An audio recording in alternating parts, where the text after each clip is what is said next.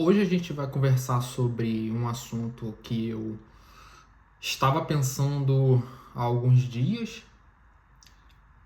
É um assunto que eu particularmente me importo porque mexe muito comigo.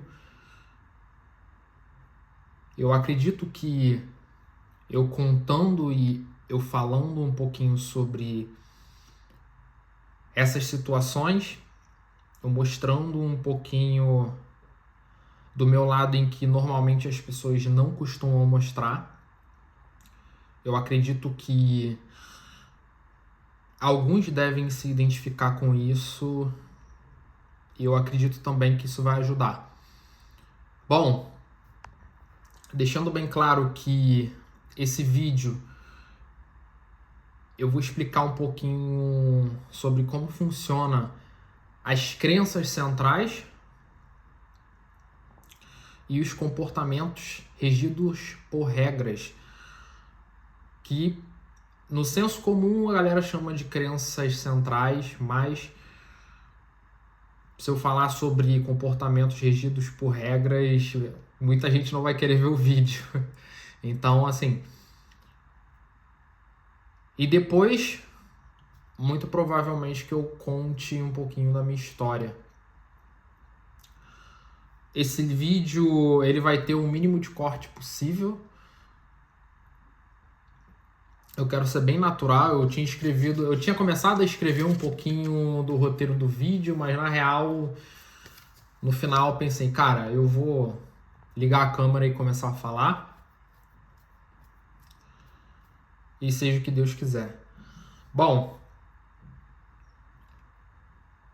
muitas pessoas elas se identificam umas com as outras pelo fato de,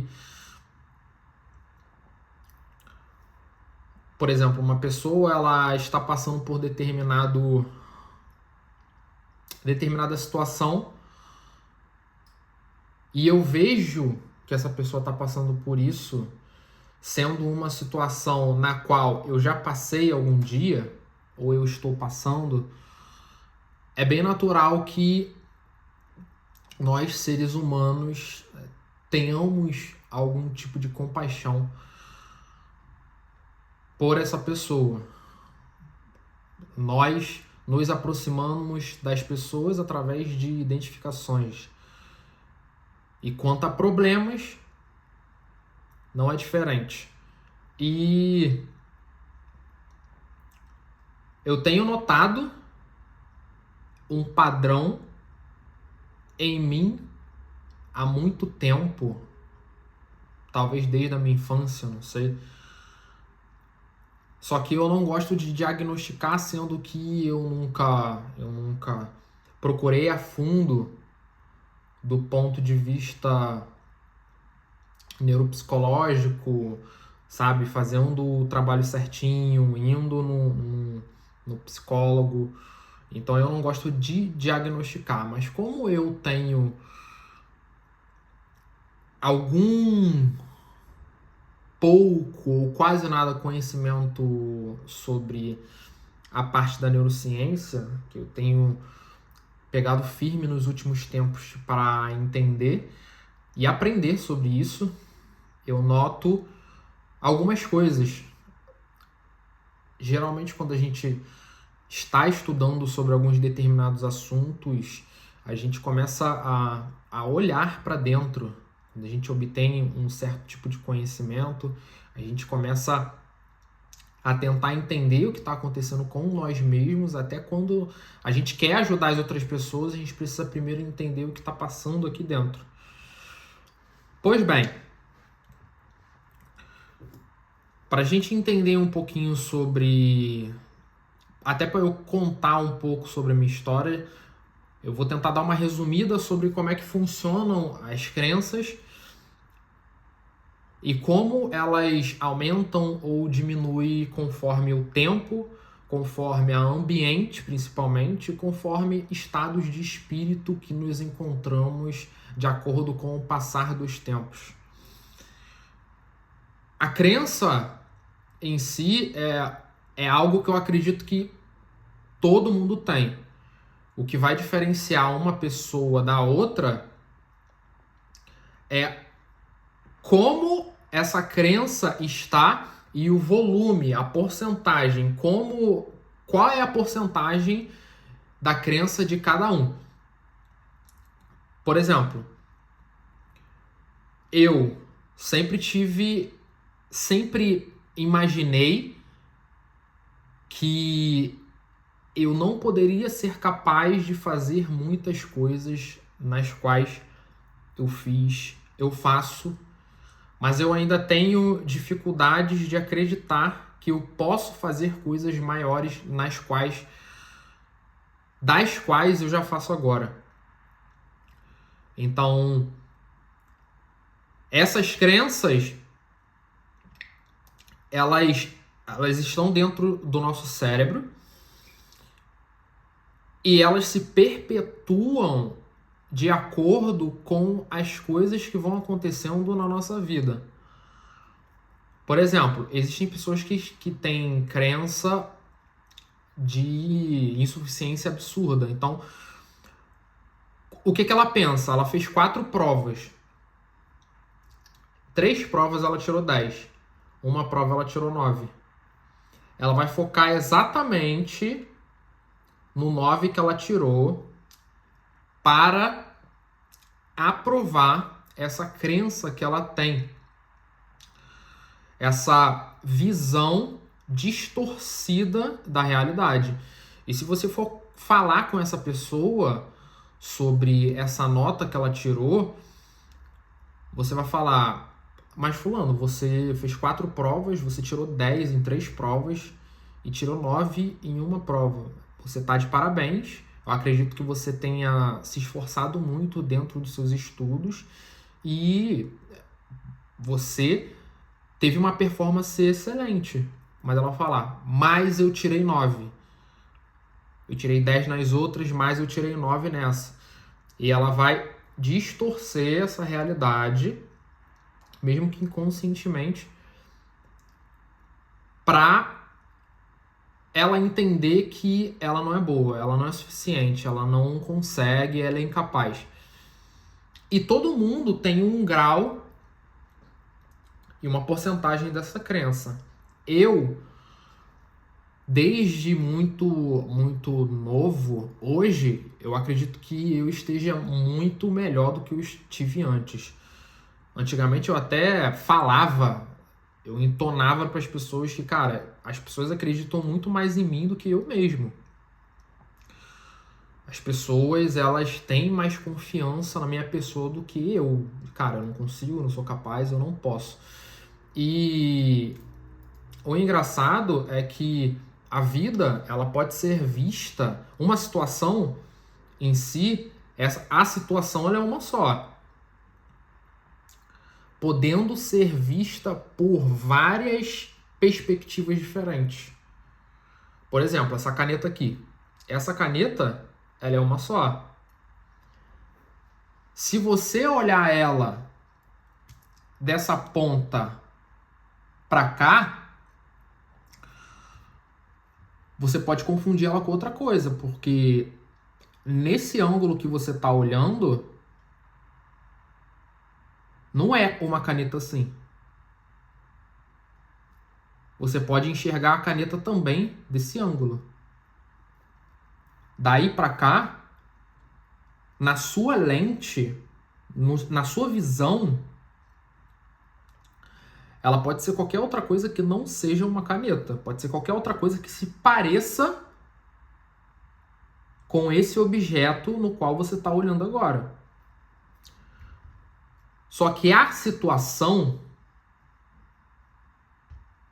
a caneta, ela é uma só. Então você vê como a situação ela pode ser vista por várias perspectivas diferentes. Assim é a nossa vida. Então, às vezes a situação ela é assim. Quando a pessoa no qual eu dei esse exemplo das 4 provas, na perspectiva e na lente dela, pode ser que ela esteja vendo A caneta sim. Sendo que na realidade a caneta ela pode ser assim. E a nossa crença, a nossa crença, ela é como se fosse um volume de um som, sabe? Tem dias que tá mais alta, tem dias que tá mais baixa. Você entende o que eu tô falando? Eu tô tentando explicar da melhor forma possível. Para mim tá ficando muito claro, mas a gente sabe como é que funciona o público, né? Mas eu tô tentando ser o mais claro possível para que vocês consigam me entender que a vida em si, ela é uma só, vista por várias perspectivas diferentes. Só que a nossa crença, principalmente crença de suficiência e incapacidade, ela nos faz ver a vida e as situações que a gente passa por uma perspectiva que nem sempre possa ser a original, nem sempre pode ser de fato o que realmente está acontecendo. Então,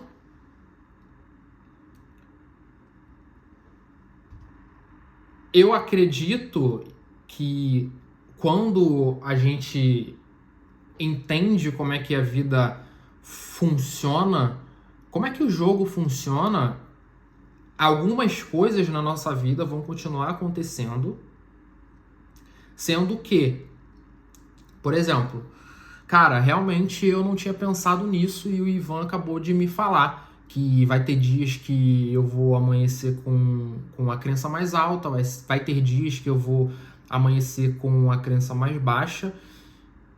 Só que por ele ter me avisado, é como se você estivesse com as regras do jogo debaixo do braço. A partir do momento que você vê esse vídeo e você entender essa explicação, automaticamente a vida vai ficar um pouco mais fácil para você. Da mesma forma que ficou um pouco mais fácil para mim quando eu entendi sobre isso. Então, pensa aqui uma coisa. Aí vamos supor que você tem essa crença de incapacidade desde muito novo.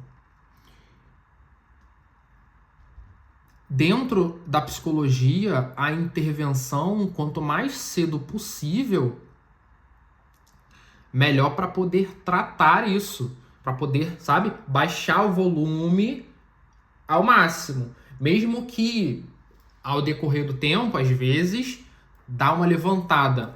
Mas pensa que ao decorrer do tempo, a vida em si, ela vai ser um delta, sabe? Você vai...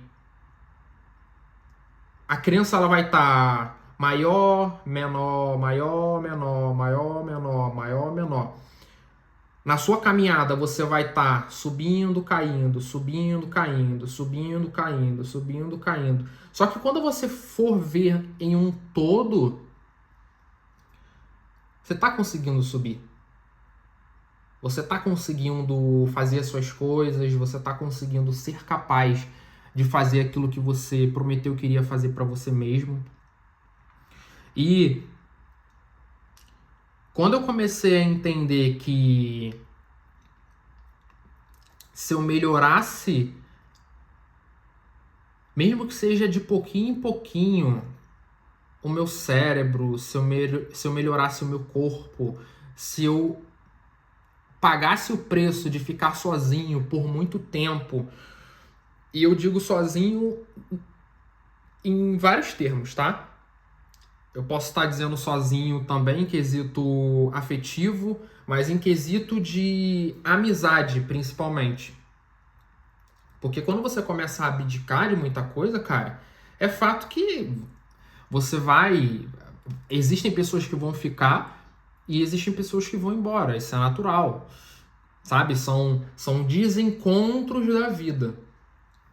Então, quando eu comecei a entender que isso iria acontecer, isso já estava acontecendo de um tempo para cá, eu entendi que, cara, realmente vão ter dias que eu vou me achar incapaz e que tá tudo bem.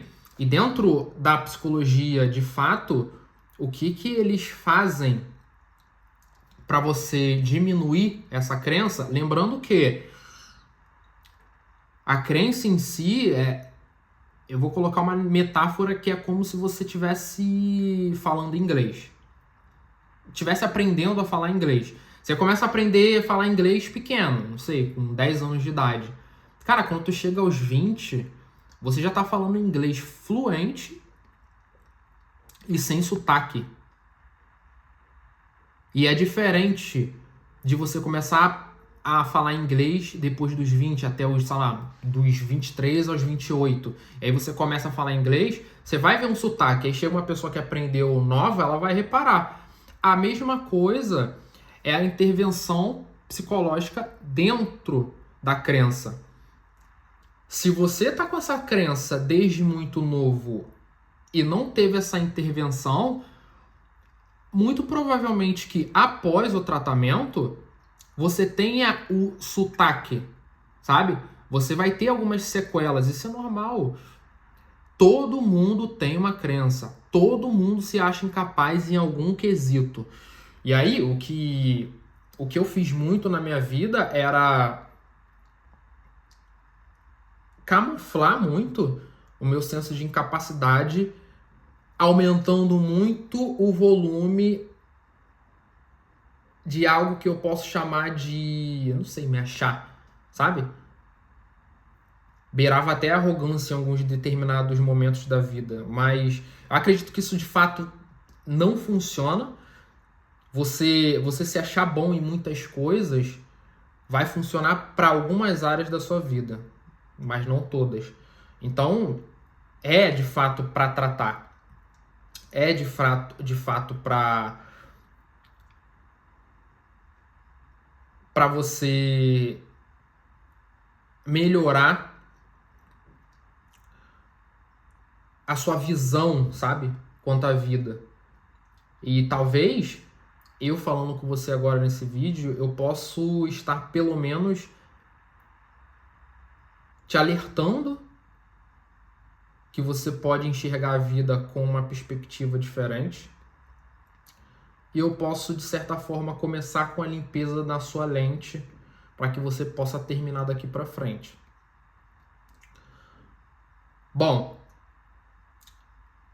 agora, se você quiser pular o vídeo, eu vou contar um pouco da minha história, um pouco do que me trouxe até aqui, um pouco de tudo que tem acontecido, tudo que aconteceu e como a minha vida ela foi se perpetuando em uma escala do passado até o presente. Cara, eu sempre fui um cara de personalidade forte, eu acredito que tenha sido de família também. Sempre fui mais...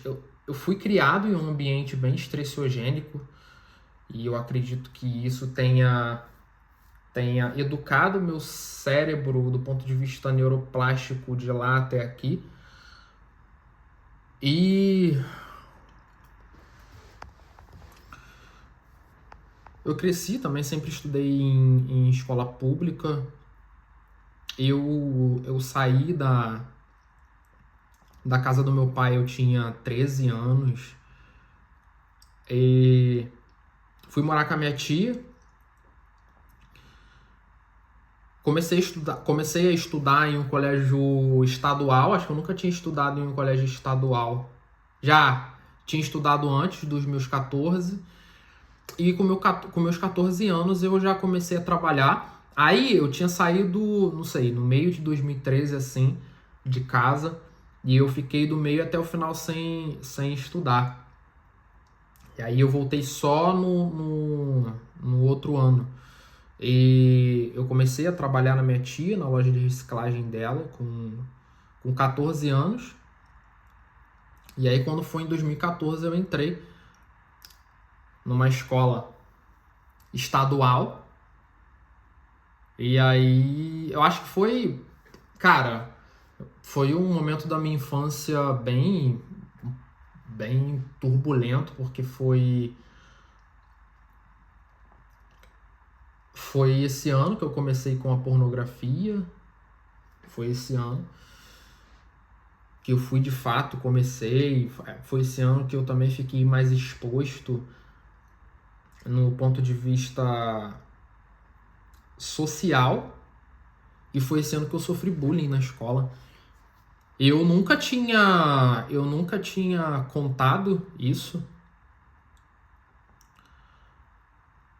É muito estranho, porque eu falava para as pessoas que eu nunca tinha sofrido bullying. E eu notei um padrão também em mim, que eu camuflava as coisas que aconteciam na minha vida através de mentiras, sabe? Por exemplo, Ivan, tu já passou por isso? Não, nem passei perto. Ivan, tu já fez isso? Não, nem. Cara, não sei nem como é que funciona.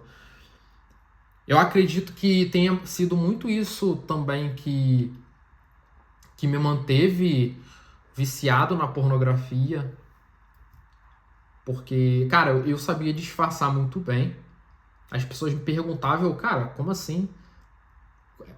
Como que as pessoas veem isso? Sabe? E as pessoas acreditavam porque, entende? Era um nível de atuação muito grande. E eu sempre me achei diferente, muito diferente. Eu sempre tive dificuldades de me sentir em casa nas tribos, sabe? Me sentir em casa nos grupos sociais. Por exemplo, era muito mais sobre, cara, não tenho onde ficar, vou ficar aqui mesmo. Não tenho o que fazer, eu vou fazer isso aqui mesmo que vocês estão fazendo. Eu sempre tive, até hoje eu tenho muita dificuldade de me sentir em casa dentro de um grupo. Era muito mais, hoje não, mas era muito mais essa de, cara, tô aqui, tô participando disso e beleza, vamos lá. E esse padrão de comportamento em mim sempre se perpetuou desde a minha infância. Embora eu conseguisse participar das atividades sociais, sabe? Eu sempre, bom, já fui jogador de futebol, né? Por um tempo, já joguei no clube do Vasco, num clube do Vasco, né? Já joguei num clube do Cruzeiro, numa escola do Cruzeiro também no Rio de Janeiro. E eu sempre me enturmei por conta disso, né? Sabe? Eu era um cara que dava pro gasto ali jogando bola. Um cara bonzinho, bonzinho. E isso me fazia obter um certo, eu não vou dizer que um certo poder político, mas eu conseguia me colocar num certo grupo. E eu também tinha, como eu comecei com a pornografia cedo, né? Comecei com 13 anos, com 14 anos na real, em 2013. E nessa escola eu comecei a ser um pouquinho mais popular com as meninas, sabe? E isso me dava também uma certa moral em algumas partes da escola, mas mais do outro lado, despertava algumas coisas negativas em outras pessoas, sabe? Por exemplo, não sei, pessoas que se fingiam meus amigos, falavam mal de mim por trás, sabe? E eu lembro que isso mexeu muito comigo. Nesse ano na escola, mexeu muito comigo, porque eu comecei a ter uma certa popularidadezinha onde meu pai morava. Então eu morava em São Gonçalo, mas eu era conhecidinho em Belford Roxo. Era cidades bem distintas umas das outras, sem mais de 50 quilômetros de distância. E o pessoal de São Gonçalo reparava isso. E aí Eu lembro que eu entrei para um grupo de pessoas que postavam foto na internet e tal. E dentro desse grupo eu senti que as pessoas tentavam me menosprezar de alguma forma, sabe? Porque eu recebi alguns elogiozinhos da internet de outras meninas de outros locais, ou porque às vezes sei lá, beijava alguma menina na escola e o pessoal via. E aí tinha essa certa visão de outras pessoas. E aí eu lembro que, cara, ridículo. Uma pessoa postou uma foto e aí eu postei uma foto que a foto tava igual. E aí colocaram na internet que eu tava imitando esse cara. E aí o pessoal começou a rir, começou a zoar na internet. E aí chegaram na escola, começaram a me zoar. E aí, sei lá, macaco de imitação e tal. Isso já tava meio que quase nas férias, assim, do meio do ano. E eu lembro que nas férias eu fui pra casa do meu pai. Mas antes disso, o pessoal meio que continuou com a pilha e eu não levava muito a sério, sabe? Eu tentava levar na brincadeira pra meio que pra não arrumar treta e continuar me sentindo dentro do grupo. Então era como se fosse essas brincadeirinhas de mau gosto. E dentro dessas brincadeiras, os caras me pegaram, sei lá, me pegaram dois assim no colo e me jogaram dentro da lata de lixo da escola. E eu lembro que na hora que eles me jogaram dentro da lata de lixo, eles tiraram uma foto e postaram na internet. E aí depois eu fui de férias e fui pra casa do meu pai e eu não falei que isso aconteceu, sabe? Eu tentei camuflar ao máximo da minha família, mano, sabe? Eles não sabiam. Meu pai não era muito de mexer na internet, a minha tia também não. Eu bloqueava muita coisa dela. Tava morando com ela nessa época. Depois de já ter trabalhado na loja dela, aí no começo do ano ela, cara, ó, vai estudar, para de trabalhar e vai estudar. Você tá parando de estudar muito cedo, não pode não. Aí beleza. E aí eu fui pra casa do meu pai, eu lembro que eu chorei pra ele assim, falei, cara, eu não quero mais voltar, não quero mais voltar, não quero mais voltar. Ele, cara, você tem que voltar, você tem que ir pra escola. Não é assim. E aí eu voltei. E aí eu comecei a namorar uma menina de fora da escola, e aí eu saí da escola no meio do ano também. Um pouquinho depois do meio do ano eu saí da escola. Aí eu me mudava muito também, eu lembro que eu repeti o nono ano 3 vezes. Era muito mais por falta do que por propriamente por nota. Eu sempre achei a escola meio que fácil quando eu gostava da matéria. Tanto é que as minhas notas em português eram boas. E até hoje, ó, eu gosto, sabe, da língua portuguesa, eu gosto de falar melhor, eu gosto de uma boa oratória, apesar de eu ainda estar bem limitado no quesito construção de narrativa, mas eu gosto. Em matérias que eu não me interessava muito, eu cagava, principalmente matemática. E, e aí eu comecei a namorar com uma menina, e aí eu saí da escola, aí parei de estudar de novo, comecei a trabalhar vendendo pizza para uma mulher na... Ela montava uma barraquinha de pizza e eu ficava na barraquinha. E aí, depois de um tempo, eu voltei a morar com meu pai. Aí, beleza. Foram se passando e tal, e eu lembro que, cara, esse acontecimento na escola entrou na minha cabeça de uma forma em que eu pensei assim, cara, eu vou fazer muito sucesso. E o sucesso na minha cabeça era pegar muitas garotas. Cara, vou fazer muito sucesso com as garotas e tal. Porque quando eu terminei o namoro, cara, logo um pouquinho depois que isso aconteceu, eu comecei a namorar. E essa menina ela não sabia do que tinha acontecido. Eu não contei, eu escondia o máximo das pessoas. Sempre escondi muito isso. Eu tô contando a primeira vez agora. Ninguém sabe disso. Só as pessoas que fizeram isso comigo e as pessoas que presenciaram e talvez elas nunca vejam esse vídeo. Mas eu escondi muito isso da minha família, escondi de todo mundo, escondi de mim mesmo em muitas e muitas épocas. Mas eu acredito que tenha sido um pouco disso também que me deixou que foi aumentando um pouquinho, eu não vou dizer que aumentou um pouquinho essa crença, mas que foi aumentando o volume para que essa crença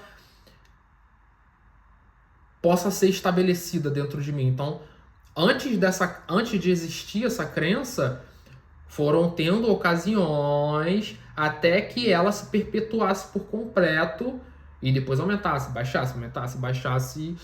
Eu acredito que tenha sido isso um dos casos. E, cara, esse vídeo vai ficar longo, não quero saber, ele vai ficar na internet, talvez poucas pessoas vejam, ou num futuro em que talvez eu faça sucesso na internet, as pessoas vejam. Então, eu vou continuar falando. E aí, eu separei da menina, né? Eu fiquei, não sei, um pouco menos de um ano e tal. Aí, cara, eu comecei de fato a minha vida de solteiro, sabe? Muito cedo, eu tinha 16 anos. Já não estudava mais. Se eu não me engano, eu tinha parado de estudar, assim, pouquinho depois que eu voltei de férias, 2014. E aí eu só voltei a estudar, não sei, acho que no meio de 2015.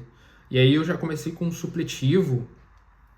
Cara, eu lembro que o supletivo era muito fácil. E eu fiz 3 anos em um.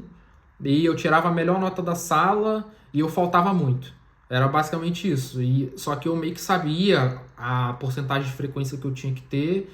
E o pessoal da sala reclamava porque eu tava passando. E aí os professores falavam, cara, mas ele tira nota boa. Ah, mas ele falta muito. Mas ele atinge a frequência. Era basicamente isso. E aí, voltando para 2015, eu conheci o meu irmão, o meu amigo, que hoje é meu irmão, né? Hoje a gente tem mais de 10 anos Esse ano a gente fez 10 anos de amizade. E hoje ele é mais meu irmão do que meu amigo, né? Que é o Matheus. Foi quando eu conheci ele. E a gente tinha muito isso da cabeça de mulheres, mulheres, mulheres. Eu lembro que a gente postava foto na internet e a gente começou a ter muita visibilidade. Era uma visibilidade absurda.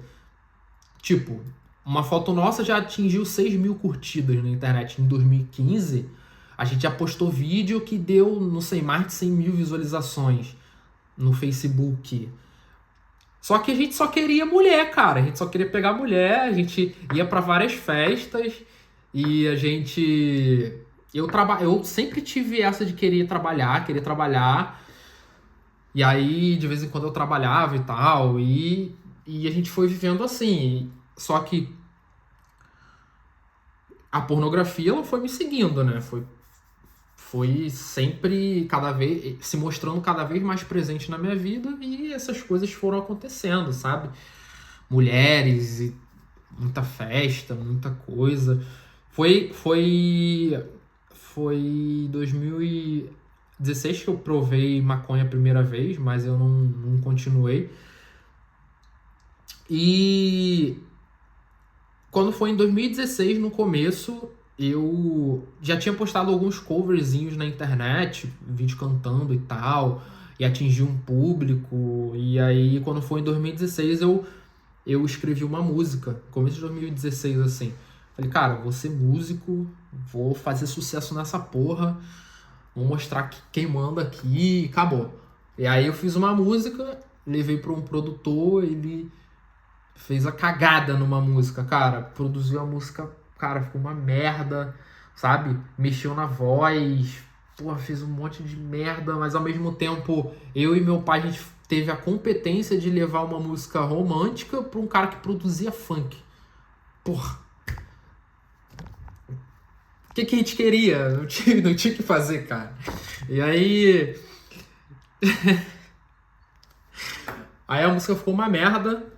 E aí eu lancei a música. E aí foi outra situação ruim que eu passei, né? Eu comecei a sofrer bullying porque um monte de gente tava repostando e tal, compartilhando, falando que ficou uma merda, sabe? Outras pessoas que entendiam um pouquinho mais, cara, tem alguma coisa errada, o cara canta bem, porque eu postava live cantando já, sabe? Já tinha aprendido a tocar violão e tal, e o pessoal notou, cara, pô, tem alguma coisa de errado aqui, não é possível, sabe? E só que, cara, foi engraçado que eu sentia, cara, que ia acontecer alguma coisa. Tanto é que na semana de lançamento do clipe, eu tive febre, eu fiquei doente, eu fiquei de cama. E aí eu tava no supletivo, que era o supletivo de 1 ano. Tanto é que no mês do lançamento, que eu sofri bullying na internet, que eu sofri hate, o pessoal da Batalha do Tanque, na época, me zoou também. Olha como é que são as coisas, pô. Os caras, sabe? É complicado que também pessoas com índice cognitivo baixo você não pode exigir muita coisa, mas os caras tinham uma certa caminhada no meio da música. Aí o que os caras fizeram? Repostaram a música, falaram dentro de um canal de YouTube e me zoaram mais ainda. Aí a música hypou, entre aspas, né? Que deu quase 100 mil visualizações, mas pra época era muita coisa. A música hypou negativamente, então parece que é o efeito manada, sabe? Um ia em cima do outro pra me zoar, pra me zoar, pra me zoar. Dito e feito, eu não queria sair de casa, eu fiquei trancado dentro de casa, eu só ia dentro do... às vezes eu trabalhava com meu pai no caminhão, a gente fazia entrega de pedra, areia pra obra, assim. Eu não queria... O meu pai... Cara, meu pai é muito foda, mano. Ele sempre acreditou em mim, sempre acreditou no meu potencial. É tipo assim... Pai, eu quero ser lixeiro. Ele, vai filho, vai com tudo. Eu vou investir em você. Pô, sou seu fã. Sempre foi assim, cara. Sempre foi assim. Então, e eu acredito que, porra, muito do que eu sou hoje, muito do que eu sei hoje é que, porra, independente da minha vida, porra,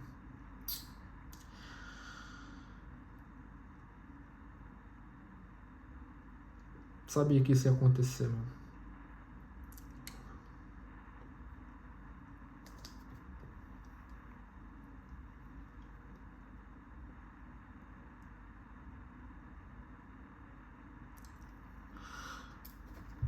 Porra, independente de tudo que acontecesse, o meu pai acreditava em mim. E ele me fazia acreditar em mim. Ele me fazia acreditar que eu poderia ser alguém e eu poderia ser o que eu quisesse ser, sabe? Isso que era foda. E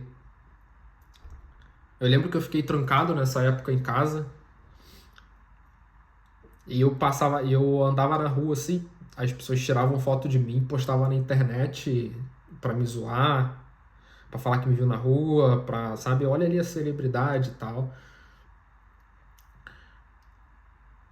E eu fiquei com, cara, teve uma época que eu fiquei com pânico de ir pra rua. Eu tinha pânico, não queria ir pra rua e todas as pessoas que me olhavam na rua eu achava que queria me zoar, sabe? E pra eu tirar isso do meu cérebro, cara, porra, demorou anos. E teve alguns lados bons também, porque eu entrava em algumas festas de graça, pegava camarote. Eu lembro que uma academia queria me patrocinar, mas, cara, eu tava cheio de bloqueio. Eu não queria fazer nada, sabe? Era foda. Aí demorou um tempinho, mas eu fui me expondo aos poucos. Porra, eu não tinha, sabe? Eu não sabia de nada, não sabia como é que funcionava. Eu tava exposto à vida tão novo, sabe? Várias coisas acontecendo na minha vida desde novo. E foi se passando o tempo, eu continuei assim, nessa, eu e o Matheus e tal. E era muito maneiro que as pessoas de perto de mim acreditavam, cara, acreditavam em mim, sabe? E eu acredito que era muito isso que me dava força, sabe? Porque eu sempre pensava, cara, porra, mano, por que que eu tô fazendo isso? Por que que eu quero, por que que eu quero fazer sucesso? Por que que eu tenho tanta raiva nisso? E eu via que era porque muita gente me zoava, sabe? Alguma coisa na minha cabeça queria dar o troco, sabe? Eu queria dar o troco pras meninas que, não queria ficar comigo, sabe? Eu queria dar troco na minha ex-namorada. E aí foi se passando o tempo, né? E aí quando foi em 2017 eu comecei a fazer tatuagem também. Aí eu fiz algumas tatuagens com 18 anos, aproveitei pra fazer e tal. E aí quando foi em 2017 comecei a namorar outra menina e tal. Fiquei um tempo, sei lá, quase 4 anos. E aí foi passando o tempo e tal. Quando foi 2021, a gente terminou, mas um pouquinho antes, o meu irmão faleceu. O meu irmão faleceu com 14 anos. Ele colidiu de bicicleta com uma moto. Bom, eu não vou dar muito detalhe quanto a isso, né? Mas, por exemplo, ele faleceu 5 dias antes do meu aniversário, de 22 anos. De 21? Não, foi de 22 anos. E aí eu, cara, tava morando na casa da minha tia. Entre ali a minha tia e minha avó, que eles eram no mesmo quintal. Falei, cara, vou morar sozinho, porra. E é isso, vou morar sozinho. Aí passou um tempo depois, a gente terminou, eu e a menina, e aí eu comecei a usar droga, comecei a fumar maconha. Eu lembro que eu comecei a levar um monte de menina lá pra casa, fazia resenha, o pessoal ia pra lá beber, porra, fumar, e... Ai, que loucura, cara. Isso em 2021. Aí quando foi no final do ano, a minha avó faleceu. E é engraçado, né? Porque uma semana antes de eu postar um clipe, eu fiquei doente. Uma semana antes da minha avó falecer, eu fiquei doente. A gente se encontrou no hospital por acaso. Que ela foi no hospital correndo com a minha tia e eu fui lá também, mas porque eu tava ruim. E aí foi a última vez que eu falei com ela. Aí, quando foi em 2022, no mês de 2022, eu comecei a namorar outra menina. Aí parece que era pra fechar o caixão da minha vida mesmo, né, cara? Pô, cheio de altos e baixos aí, mas foi um baixo, porque, cara, o relacionamento foi tóxico. Eu era tóxico, ela era tóxica. Aí a gente colocou uma bola de neve ali da criação dela, da infância dela, com a minha infância, com os acontecimentos de um pro outro, aquilo ali foi uma merda. E aí, a gente terminou em 2023 e eu trabalhava dentro de uma empresa, era vendedor de distribuição de material construção com 24 anos, cara. Já tava ganhando bem, já tava ganhando ali meus R$ 3.000, 2.000 e pouco, 3.000. Porque, cara, aos trancos e barrancos, só que eu caía muito, né? Mas a vida ela tava, sabe, aos poucos, né? E aí a gente terminou e tal. Aí na mesma semana eu saí da empresa, cara. Eu saí da empresa. Eu lembro que eu postei um vídeo falando assim, cara, os clientes que não me respondeu, eu vou excluir o contato, porque a gente procurava contato e tal. Não vou chamar mais ninguém pistola, cara. Postei pistola. Tinha acabado de terminar. Na semana que eu terminei, tava fudido. E aí eu postei o vídeo, aí a gerência da empresa queria me dar uma advertência com razão, né? Eu não precisava postar um vídeo assim. Aí eu não aceitei não aceitei a advertência. Aí, mas a gerente da empresa também não tinha muita inteligência emocional, então ela começou a gritar comigo. E pensa, cara, tinha acabado de terminar, tinha ido morar com a menina, a gente, pô, tinha alugado uma casa pra gente morar junto e tal. Pô, depois de várias coisas ruins, vários sinais vermelhos pra não fazer isso, né? E aí, beleza, tinha acabado de, pô, a menina pegou as coisas, foi embora de casa, eu tava um lixo. Aí eu fiz isso na empresa e aí eu fui conversar com a gerente e tal, e ela começou a gritar comigo. Cara, eu comecei a chorar na sala, pô. Comecei a chorar, confundindo as coisas. Cheguei na sala dos vendedores, falei que a empresa não valorizava ninguém e tal, não sei o quê. E aí eu lembro que o patrão não queria me mandar embora, ele tava, não sei, tava longe da empresa, ele voltou na empresa, cara, que houve e tal? Pô, cara, acabei de separar, não tô bem. Pô, ele foi foda comigo, cara, pô, você é bom e tal, e você quer ir embora mesmo? Eu falei, cara, quero, preciso de novos ares, pô, não tô bem. Eu lembro que, cara, Olha só como é que são as coisas. Eu tinha acabado de... Quando isso aconteceu na empresa, eu voltei em casa e falei que é pra casa do Matheus. Aí atravessei a ponte de Niterói, que ele morava lá no Rio, sei lá, mais de 40 quilômetros, não sei. E eu tava tão lelé da cuca que tava tendo trânsito na Avenida Brasil. Aí eu desci do ônibus, tava um campo sintético, o pessoal jogando bola. Aí eu tava sem telefone, né? Que eu só usava o telefone da empresa. E eu desci, comecei a jogar bola com os caras. Tava sem telefone, sem nada. E eu lembro que quando eu terminei o futebol, eu cheguei num barzinho, pedi pra mulher colocar o meu Instagram no telefone dela. Ela tava meio assim, né? Ela não deixou nem eu pegar no telefone. Ela, ó, deixa eu fazer. Não, tá tranquilo, tranquilo. Pra falar com o meu irmão que eu tava indo pra lá, né? Porque eu sumi, assim, o pessoal tava me procurando. O Matheus ligou pra empresa, cadê o Ivan? Quero o Ivan sumiu e tal. E aí, beleza, eu fui pra casa dele e eu lembro que aí eu tive a rescisão contratual com a empresa. Foi o primeiro dinheiro grande que eu peguei. Cara, eu acho que eu peguei, se eu não me engano, foi 12 mil reais de rescisão. Foi 12 mil? Por aí. 13 mil, alguma coisa assim. Só que eu tinha um seguro-desemprego de 5 meses, né? Aí, o que que eu fiz? A minha tia, ela morava na Irlanda. Eu perguntei pra ela como é que fazia pra morar lá. Ela falou, cara, vai pra Portugal. Portugal é melhor e tal, pô, você vai ficar legal no país, e enfim, cara, falei, pô, beleza, eu vou fazer isso.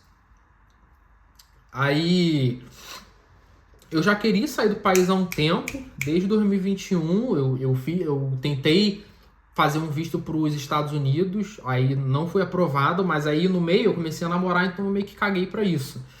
Aí, beleza, comprei a passagem para Portugal e comecei uma nova história. Agosto de 2023. Vim para Portugal, cara. Fiquei no hostel. Hostel com 6 pessoas dentro do quarto. Aluguel caríssimo. Cheguei ainda sofrendo de amor e tal. Eu lembro que, cara, meu Deus. Várias. Pra você ver, cara, eu vou abrir um parênteses aqui. Que todas essas coisas que vão acontecendo na nossa vida perpetuam para que a nossa crença seja estabelecida em um certo pedestal da nossa vida. Para a gente desfazer depois de várias coisas que aconteceram, é como se você estivesse aprendendo inglês depois dos 25. Você vai ter sotaque. O sotaque é algumas sequelas da crença, normal. Então, eu cheguei em Portugal. Cara, eu vou dar uma resumida. Cara, quando eu cheguei em Portugal, eu segurei pra não zoar, mas mesmo assim eu tava.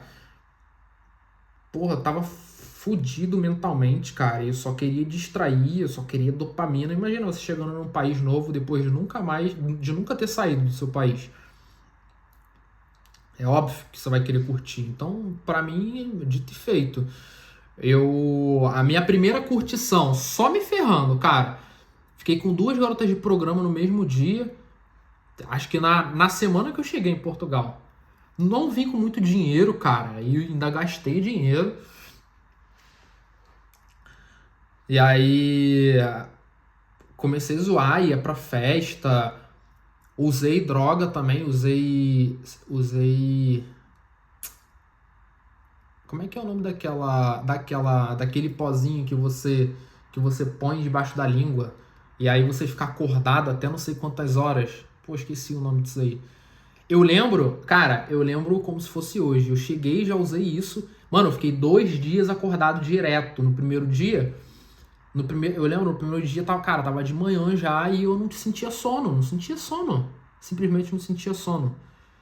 E acho que quando foi no outro dia eu dormi mais cedo, pô, não lembro. Mas eu sei que foi uma parada que eu falei, cara, nunca mais quero usar isso. Pô, não quero mais usar isso. Porque eu não fiquei chapado, não tive onda e só fiquei acordado. Queria dormir, não conseguia. Falei, cara, que droga é essa, cara? Que eu fico acordado a noite toda e não fico doidão. E aí foi isso. E aí a pornografia cada vez mais na minha vida, né? Eu eu lembro que esses meus pensamentos de luxúria, eles iam aumentando cada vez mais à medida que eu ia aumentando a intensidade do uso da pornografia, né? E quando eu cheguei em Portugal, eu tava um cara muito dopaminérgico, sabe? Muito dopaminérgico mesmo, tava procurando muito por sexo, tava procurando mulheres e tal. Tanto é que eu, pô, fiquei com uma mulher casada. Cara, não me orgulho dessas coisas que eu tô contando, porque às vezes é bom a gente escutar a história de vida de outra pessoa pra gente, cara, pensar que, porra, eu não sou a única pessoa que passo por isso, sabe? Existem outras pessoas que também passam. Pô, essas pessoas melhoraram, eu também posso melhorar, cara, eu também posso seguir minha vida, sabe? Essas coisas a gente vai contando pra tentar colocar na sua cabeça que, porra, tu pode melhorar. Às vezes você passou por uma parada menor do que a minha, e aí você, sabe, você tem menos esperança do que eu tinha. Então você olha aí, cara, minha vida, como é que era, o que que eu passei, o que que eu tive, pra você ver que, cara, pô, se eu melhorei, por que que tu não melhora? Por que que você não pode melhorar? Então, pô, fiquei com mulher casada aqui também, e eu ficava com outras mulheres, sabe, de outros países e tal, de outro país, né? Foi só uma de fora. Não, foi mais. Foi mais. Mas, enfim. Esses pensamentos luxuriosos, eles foram se perpetuando. Mas eu lembro que no começo eu estava estudando um pouco sobre estoicismo, sabe? Vendo vídeos sobre estoicismo, sobre viver uma vida tranquila, uma vida melhor. Eu lembro que eu tinha começado a academia quando eu saí do Brasil, aí cheguei aqui e não continuei, porque eu tinha que fazer cartão do banco, mas ainda não tinha documento e tal. Aí comecei a correr um pouquinho, mas nesses momentinhos bons, cara, por exemplo, foi quando eu comprei aqui esse livro de filosofia, de Meditações de Marco Aurélio. Muito bom. Inclusive eu só fui ler esse ano esse livro. Mas eu peguei um pouquinho, sabe?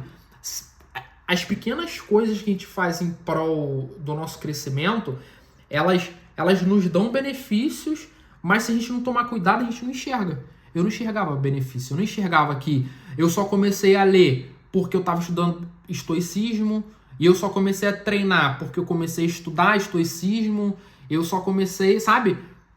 Eu só comecei a pensar melhor quando eu tava assim, mas, sabe? É muito. É por isso que você tem que olhar, cara, os benefícios dos seus pequenos comportamentos. Porque se você não vê, se você não se motivar em cima dessas pequenas recompensas ao longo do caminho, cara, tu vai parar. Em algum momento tu vai parar. Foi o que aconteceu, eu parei. E aí foi um período muito curto também, né? Eu lembro que no final do ano, assim, eu tinha começado a vender cerveja, parei de vender cerveja também. Aí no final do ano eu já tava desempregado, tava inverno e eu fiquei doente também no final do ano. Aí comecei a jogar currículo, mas cara, eu lembro que ao longo desse tempo, desde quando eu saí do Brasil pra cá, o meu emocional ele não subia, pô. Sei lá, ele tinha caído e ele se mantinha, sabe?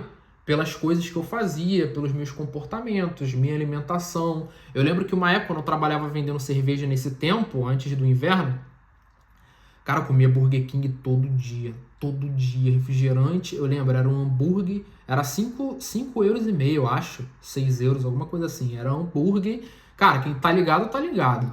Era hambúrguer, era refil de refrigerante, então tu pegava a hora que tu quisesse, então tu enchia a cara de refrigerante e era um sorvetinho pequenininho.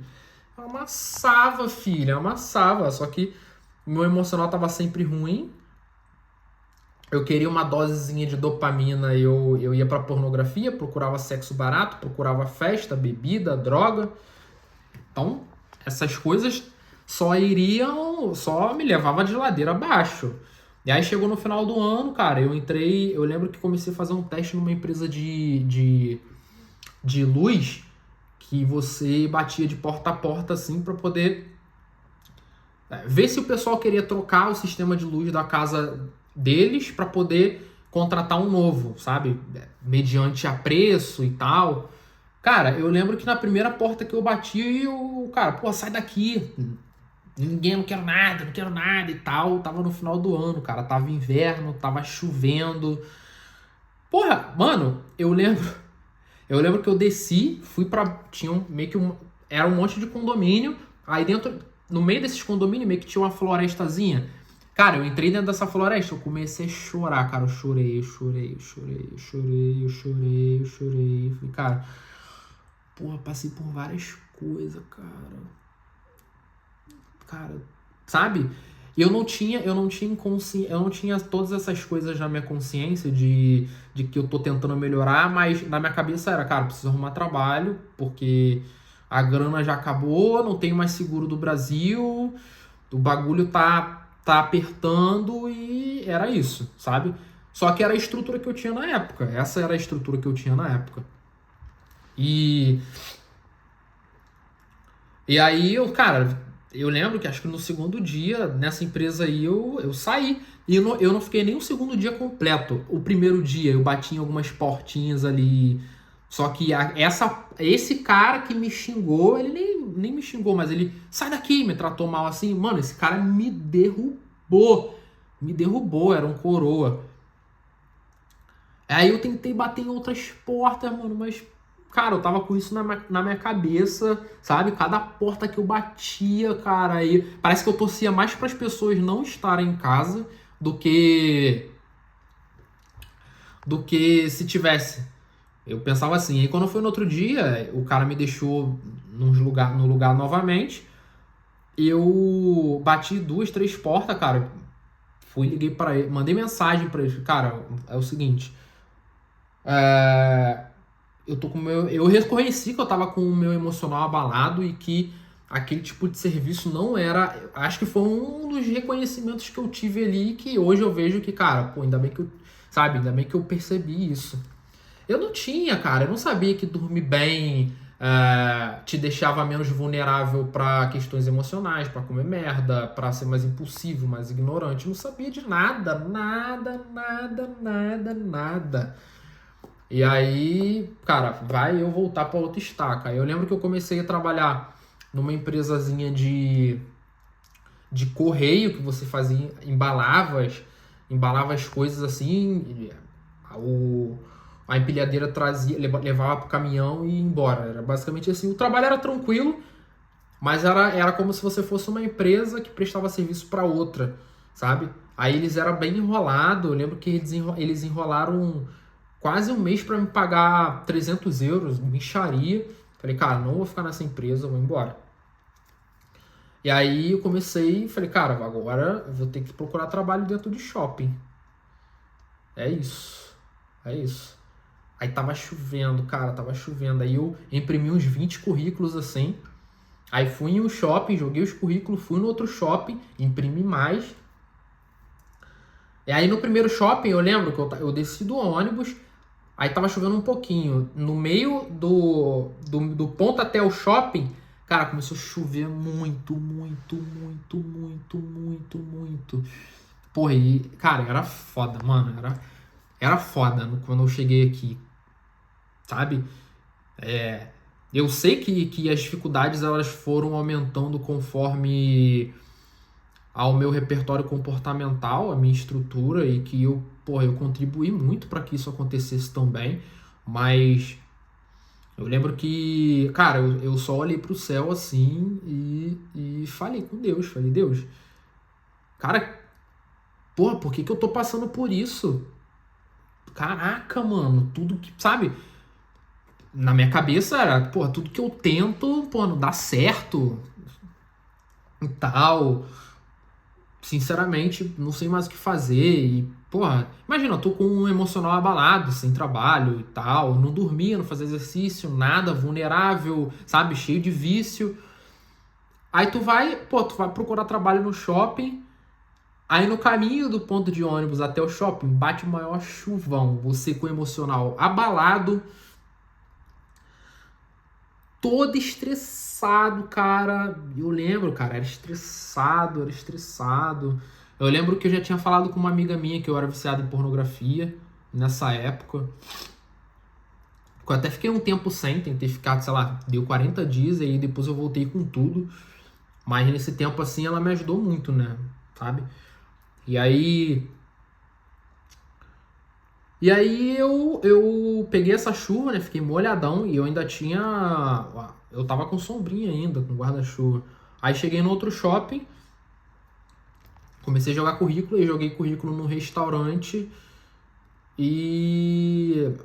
E sentei pra escrever. Nessa época eu tava escrevendo assim, nesse mesmo caderno aqui, cara. De repente eu tenho até a anotação aqui na 13/1/2024, mas o dia. Foi, se eu não me engano, hoje eu poderia estar em casa descansando e pensando na manhã. Mas me deu vontade de aproveitar, pegar a linha do método mais longa, não. Pô, não lembro, cara. Parando dentro do. Ah, tá. Cara, eu joguei currículo, olhando aqui, 2, 4. Não, eu anotei os shoppings para poder jogar currículo. Aí eu coloquei aqui, 40 currículos espalhados em uma semana. Bom resultado. Agora eu quero fazer como na Mega Sena, cercar todos os lados. Aí coloquei, eu vou conseguir.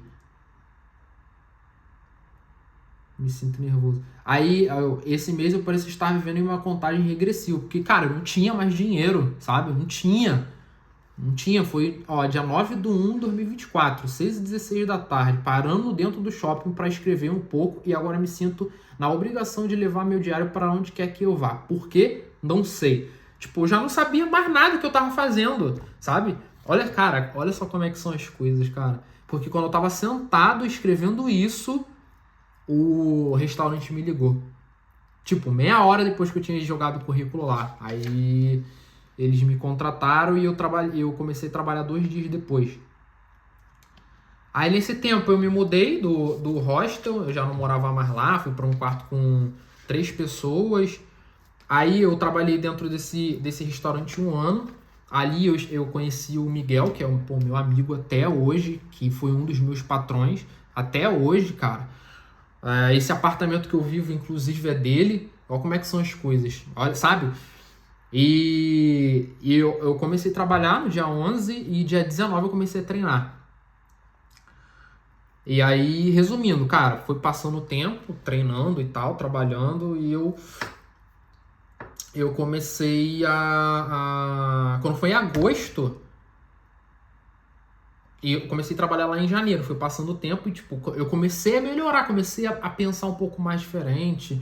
Aí eu lembro que foi, cara, quando foi em julho, assim, eu comecei a consumir conteúdo, sabe, de academia, comecei a consumir muito conteúdo do Pablo Marçal.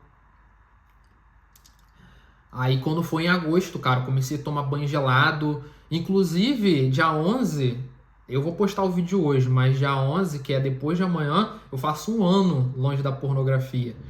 E aí eu comecei a consumir conteúdo do Pablo Marçal muito mesmo, cara. Fiquei. Aí comecei a modular meu ambiente. E quando eu comecei a mudar meu ambiente, essa minha crença de incapacidade, eu comecei a baixar o volume dela com o tempo, sabe? Foi algo bem gradativo. Aí eu comecei no mês de agosto. Eu cheguei em agosto de 2023, 1 ano depois, agosto de 2024, eu larguei a pornografia, eu larguei a maconha, foi a última vez que eu fui maconha, acho que foi dia 21 de agosto do ano passado. Eu larguei bebida e comecei a tomar banho gelado. Aí de lá pra cá, cara, minha vida foi só porque 1 mês depois, que foi em setembro, dia 18 de setembro, eu comecei a empreender. Eu comecei a vender chiclete em porta de balada. Até hoje eu faço isso. Inclusive, é o que me sustenta. É o único trabalho que eu tenho e sustenta meus estudos, sabe? É como se eu fosse um cara que acreditasse em outra pessoa e falasse assim, cara, senta a bunda aí que eu vou pagar pra você estudar. Eu vou te sustentar. É isso. E aí, resumindo, depois que eu... Cara, e aí, agosto, setembro e tal, eu comecei a ouvir audiobook. Eu lembro que eu queria ficar milionário. Eu queria ficar milionário e tal. E eu fiquei um pouco vulnerável depois disso, porque eu não dormia direito. Eu tinha média de sono, assim, porque eu trabalhava muito. Eu saía de manhã pra trabalhar. Tipo, eu saía, não sei, eu acordava 9 horas. Aí eu. Desse tempo, eu saí do quarto de 3 pessoas, fui pra um quarto sozinho. Antes de vir pro apartamento. Aí eu lembro que eu queria ser milionário e tal. Aí eu trabalhava no restaurante até 11 horas da noite, era de 11 da manhã. Aí eu saía 4 horas da tarde, era uma pausa de 3 horas. Aí eu ia pra academia, voltava da academia, aí tinha que voltar meia hora antes pra poder jantar. Eu jantava no restaurante, almoçava e jantava lá. Inclusive, obrigado ao pessoal do Bodegão. E aí eu dormia pouco, cara, porque eu comecei a trabalhar na noite, né? Então eu saía, eu levava minha caixa pro trabalho, aí eu saía do trabalho, eu ia pra noite, sabe? E aí, por exemplo, eu saía 3 da manhã, 2 da manhã, quando não tinha movimento. Aí eu chegava em casa 3 horas, ia dormir, sei lá, 3 e meia. Aí 3 e meia, 4 horas, depende, porque na sexta e no sábado eu saía do trabalho 4 horas e ia dormir 5. Aí teve uma época que eu queria acordar cedo. Cara, eu não sabia, cara. Eu não sabia que. Olha só, depois de mais de 8 meses de academia, eu não sabia o benefício de você dormir bem. E aí eu dormia, minha média de sono era 4 horas e meia. Eu acordava 8h40 da manhã, cara, que eu via a live do Joel J de manhã, toda segunda-feira também. Aí eu perpetuei esse comportamento e ficava acordando cedo todo dia, mano. Mas eu lembro que, porra, eu tava muito estressado, porque eu não dormia direito, cara. Eu tinha algumas pessoas, porra, com uns comportamentos muito tóxicos no meu trabalho. Eu me aborrecia muito, eu dormia pouco, eu chorava todo dia. Mas eu fui juntando grana. E, e aí, quando foi no começo desse ano, assim, final de março, eu não trabalhava mais lá. E aí eu já tinha começado a ler livro, começado com audiobook e tal. Aí eu tirei mais essa questão de, cara, esse ano eu vou me esforçar, porque ano passado eu me esforcei muito, dormia pouco e tal, e eu vi que, cara, pô, eu não preciso me matar, nem ganhei muita grana, pra falar a verdade. Não, pô, comprei algumas coisinhas e tal, beleza. Fui sacaneado de uma pessoa que se dizia meu amigo, e aí, pô, ajudei o cara já esse ano já. Peguei uma parte do meu dinheiro, emprestei, o cara sumiu e levou o dinheiro. Foi isso. Cara, e eu ralei tanto. O cara me deve dinheiro até hoje, me deve acho que 800 euros. E eu nem quero saber, falo mesmo. Eu não vou falar o nome, né? Mas. E aí. Mas, cara, porra, mano, eu ralei tanto pra fazer grana. Eu nem fiz muito dinheiro, por isso que esse ano eu percebi que eu valorizar essas pequenas coisas, tipo, dormir bem, sabe? Pô, estudar e, sabe? Me alimentar melhor, treinar forte. Eu descobri que, eu não sei se vocês conhecem a lei de Pareto, né? Que é 80% dos seus resultados advêm de 20% do seu esforço. Ano passado, eu tinha muito esforço e, pô, não tinha tanto resultado assim. Tinha, beleza, melhorei. Mas esse ano eu falei, cara, vou me esforçar pouco e eu vou estudar muito, vou obter resultado, vou obter conhecimento, quero fazer vídeo pra internet. Tanto é que eu falei que esse ano ia postar 1000 vídeos, mas acho que eu não vou conseguir não. Mas eu já consegui o resultado, porque dentro desses 1000 vídeos, eu lembro que eu fiz um cálculo que eu queria fazer um certo sucesso em 0,5%, daria 5 vídeos, e eu já atingi mais de 1 milhão de visualizações, com menos do que isso. E esse ano eu foquei, falei, cara, vou estudar muito, vou ler, sabe? Pô, leio bem, graças a Deus. Quero mais. Mas cara, eu vi que esse ano eu seria aquele cara que investiria no outro cara. Cara, eu acredito em você, vou investir em você e vai, senta a bunda aí e vai estudar. Porque, cara, Por mais que eu ainda tenha essa, sabe? Eu tô estabelecendo um projeto para ajudar as pessoas, sabe? Se chama melhoria de vida. Quero reestruturar isso e às vezes o meu cérebro, às vezes, a minha crença, ela tá um pouquinho maior. Ela tá com um volume mais alto. Que é quando? Quando eu não treino. Quando eu penso que eu tenho que pular de um degrau para lá. Que é exatamente o momento em que a crença começa a aumentar o volume dela, sabe? Por quê? Pensa aqui comigo. Cara, se você dorme bem, se alimenta bem, treina forte, estuda, o volume da sua crença ela vai diminuir cada vez mais. E se você não sabia disso, eu tô te falando agora. E talvez eu seja o cara que pode estar baixando o volume da sua crença agora.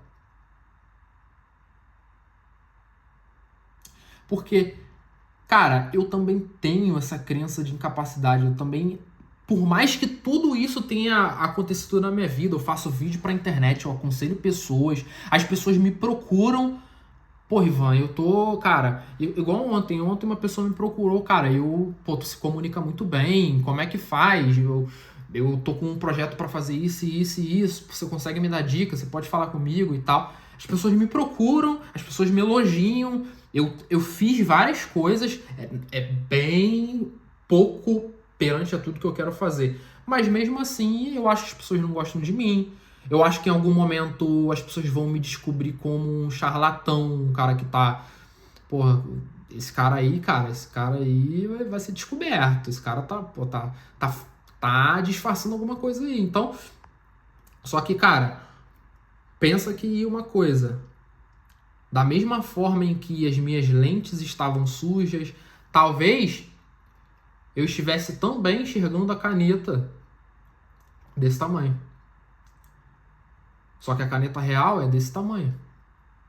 Quando eu comecei a entender que eu posso, talvez, enxergar a vida com outra perspectiva, enxergar que, cara, por mais que eu ainda trabalho à noite, eu ainda faço venda ambulante na rua, mas, cara, a vida tá muito melhor do que antes. Agora você entende como é que funciona o jogo, agora você pode jogar o jogo com as regras debaixo do braço. Fica muito melhor, fica muito melhor. Então, muito provavelmente, cara, se você pensa que, se você não é, que você não é capaz, que você é insuficiente, eu posso te falar com um certo grau de certeza que você é muito mais foda do que você acha que é. E talvez eu esteja limpando a sua lente agora. Talvez eu esteja te fazendo enxergar o que você não estava enxergando antes. E essa foi uma história de vida, um pouco de muita coisa que aconteceu de lá até aqui. Eu quero que você assista esse vídeo e que você entenda que talvez você esteja enxergando a sua vida em uma lente diferente da qual possivelmente possa ser a lente original. E eu espero que você comece a limpar um pouco das suas lentes. E se você não começou, eu já iniciei esse processo para você. Esse foi o vídeo. Longuíssimo, eu já não sei nem quanto tempo eu já falei. Se inscreva no canal. Deixa o like aí no vídeo. E é isso. Beijo no coração.